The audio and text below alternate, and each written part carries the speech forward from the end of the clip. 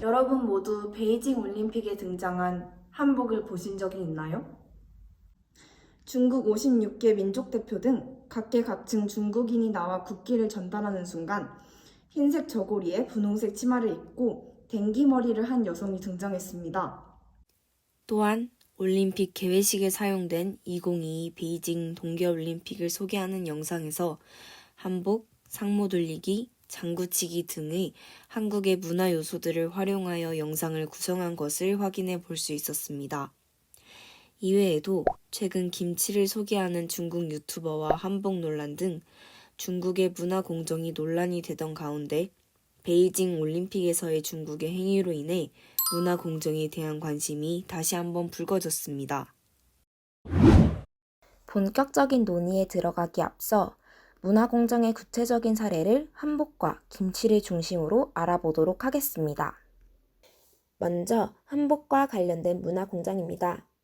2020년 10월 29일 중국 게임 회사 페이퍼 게임즈의 샤이닝 니키가 한국 서버를 출시하였습니다. 하지만 출시한 지 약 한 달 만인 2020년 12월 9일 서비스를 종료하였는데요.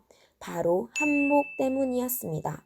페이퍼 게임즈는 한국 서버를 출시하면서 유저들에게 한복 아이템을 지급하였습니다. 중국 유저들은 한복은 한국의 것이 아닌 중국 명나라의 전통 의상인 한푸다라며 주장을 하였고, 이에 회사 측은 한복 아이템을 모두 삭제합니다. 한국의 이용자들은 회사를 상대로 비난을 했지만 회사 측은 회사와 조국의 입장은 늘 일치한다 라고 발언하며 한국 서비스를 종료하였습니다. 한국인들은 이에 대응하여 SNS상에서 한복 챌린지를 진행하였습니다. 사람들은 SNS에 한복을 입힌 캐릭터나 한복을 입고 찍은 자신들의 사진을 올리면서 한복을 알리는 릴레이 응원을 하였는데요. 일부 중국인들은 한복 챌린지를 한푸 챌린지로 바꾸며 비하를 하는 등의 반응을 보이기도 했습니다. 또한 2022년 베이징 올림픽 개막식에 한복이 등장하였는데요. 이에 성신여자대학교 서경덕 교수가 베이징 동계올림픽 폐막일에 맞춰 SNS를 통해 2차 한복 챌린지를 시작하였습니다. 또한 반크도 한복 챌린지, 우리가 아름다운 한복 홍보대사, 줄여서 우아한 프로젝트를 진행하기도 하였습니다. 다음으로 김치와 관련된 문화 공정을 알아보도록 하겠습니다. 리쯔치는 구독자 수로 기네스북에 오를 정도로 큰 인기를 얻고 있는 중국의 유명 유튜버입니다. 리쯔치는 자신의 유튜브에 김치를 담그고 김치찌개를 끓이는 영상을 업로드하면서 영상에 Chinese food라는 해시태그를 달았는데요. 이에 대해 한국 네티즌들은 오해가 있는 콘텐츠다, 김치를 왜 중국 음식으로 소개하냐 등의 반응을 보였습니다. 하지만 중국 네티즌들은 파오차이는 쓰촨의 전통 음식이다 라며 오히려 한국 네티즌들을 비난하기도 하였습니다. 또한 중국의 유엔 대사관인 장진도 자신의 SNS에 김치를 홍보하는 글을 올리기도 하였는데요.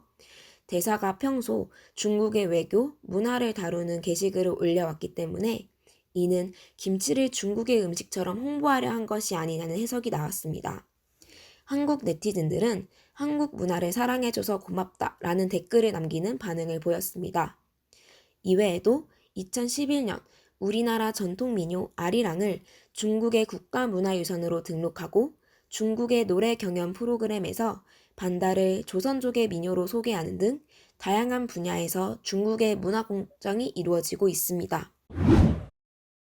그렇다면 중국에서 이러한 문화 공정이 지속적으로 이루어지는 이유는 무엇일까요?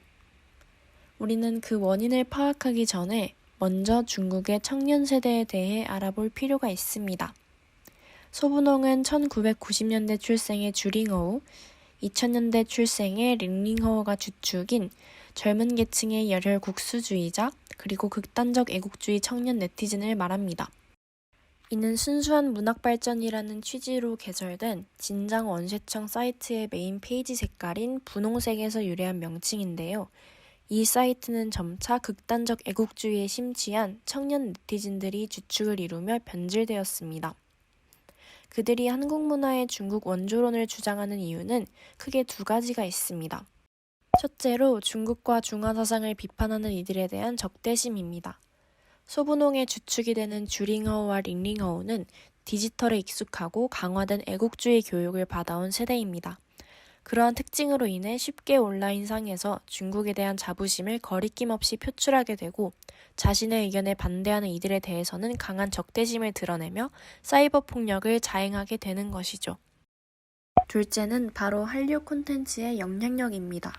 K-팝, 드라마 등 다양한 한류 콘텐츠가 세계의 주목을 받기 시작하면서 이것이 타국에서 동아시아를 바라보는 관점에 변화를 준 것이죠.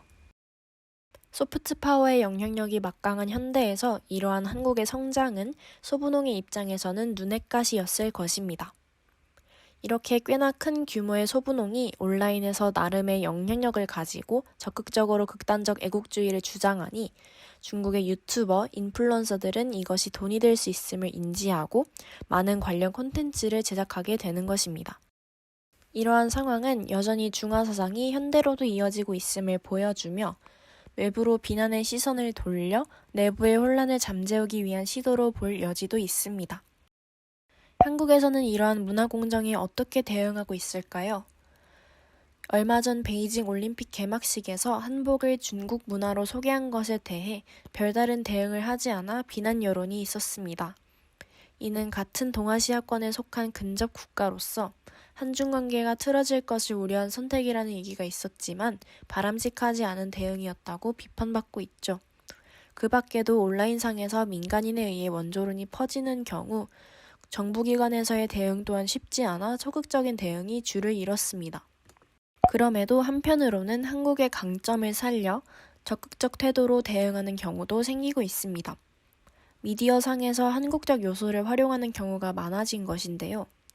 예능 놀면 뭐하니에서 한복을 입고 김치를 먹는 등의 장면이나 한복을 개량한 의상을 연예인들이 자주 착용하면서 우리 문화를 더욱 알리려는 시도가 지속되고 있습니다. 우리는 중국이 이렇게 문화공정을 하는 것을 적극적으로 세계인들에게 알려야 하며 중국이 얼마나 뻔뻔하게 이 모든 것을 진행하고 있는지 알려야 하는 것이 사실입니다. 그러나 우리가 이러한 사실에 대해 제대로 알리고 중국을 제대로 비판하기 위해서는 갖추어야 할 자세가 있습니다. 먼저 중국의 발전에 대한 과도한 두려움을 가지거나 폄하하는 것이 아니라 또 중국의 뒤에 설지 미국의 뒤에 설지 간을 보는 것이 아니라 우리나라의 지정학적 위치를 받아들이고 나서 우리의 목소리를 낼 필요가 있다고 생각합니다. 또한 중국이 이렇게 문화공정을 한다고 해서 중국은 원래 저래, 중국은 이상한 곳이야 라는 시각으로 바라보는 것이 아니라 중국이 왜 이런 행태를 보이고 있는지 중국을 보는 시각에 대해 다시 생각하고 이해해야 제대로 비판할 수 있다고 생각합니다. 지금까지 량량지였습니다. 감사합니다.